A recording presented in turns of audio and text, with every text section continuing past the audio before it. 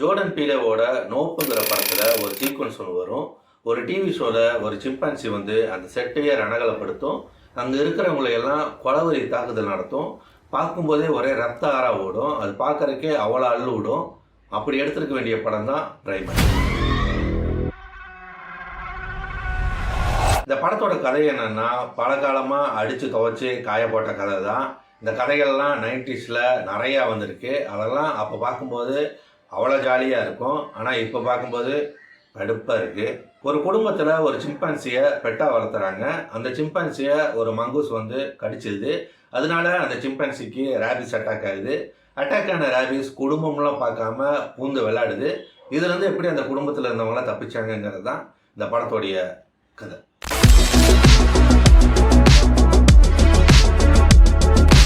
என்ன நடக்கும், எப்படி முடியும்னு எல்லாமே தெரியும். ஆனால் இது நல்லா இருந்துச்சானா அதுதான் இல்லை. ரொம்ப ஒரு ஆவரேஜான படமாக தான் இருந்துச்சு. அந்த அளவுக்குலாம் பயங்கரமான ஒரு படமாக மாறலை இது. அதுதான் பிரச்சனை. ஆனால் நல்லா வந்திருக்க வேண்டிய படம் தான்.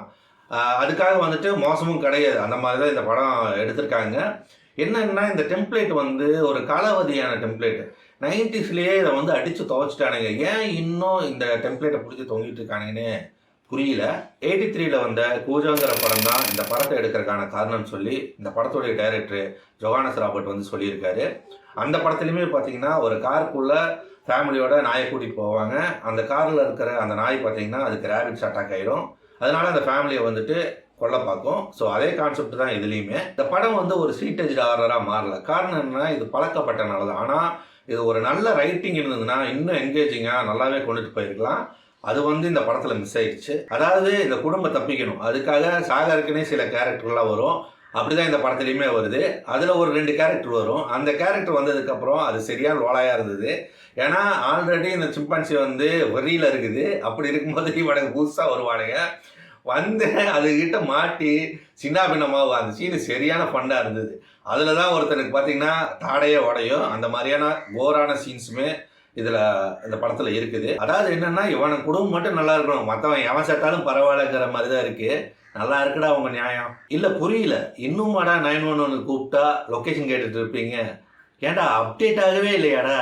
ஓப்பனிங் சீனில் தோல் இருக்கிறது, அந்த தாடை உடைக்கிறது, அப்புறம் அந்த கார் சீனு, இதெல்லாம் வந்துட்டு அங்கங்கே இருக்குது. அதனால் வந்துட்டு படம் வந்துட்டு ஒரு அளவுக்கு வந்துட்டு அப்படியே சோர்ந்து போகும்போது திடீர்னு ஓகே நல்லா இருக்குடா அப்படின்னு இருக்குது. ஆனால் நல்லா இருக்கான்னு கேட்டால் ஓகே அப்படிங்கிற மாதிரி தான் இருக்குது. ஏன்னா இதெல்லாம் நம்ம பார்த்தே பழகுறதுனால இந்த மாதிரியான காட்சிகள்லாம் வந்துட்டு நம்மளுக்கு பெருசாக இம்பேக்ட் பண்ணல. ஒருவேளை இப்போ புதுசாக பார்க்குறவங்களுக்கு ஒருவேளை இது இந்த மாதிரியான காட்சிகள்லாம் பிடிக்க வாய்ப்பு இருக்குது. அப்புறம் ஆஸ்கர் வாங்கினா ட்ராய் காட்ஸார் ஒரு சின்ன ரோல் பண்ணியிருக்காரு. அதுவுமே நல்லா இருந்தது.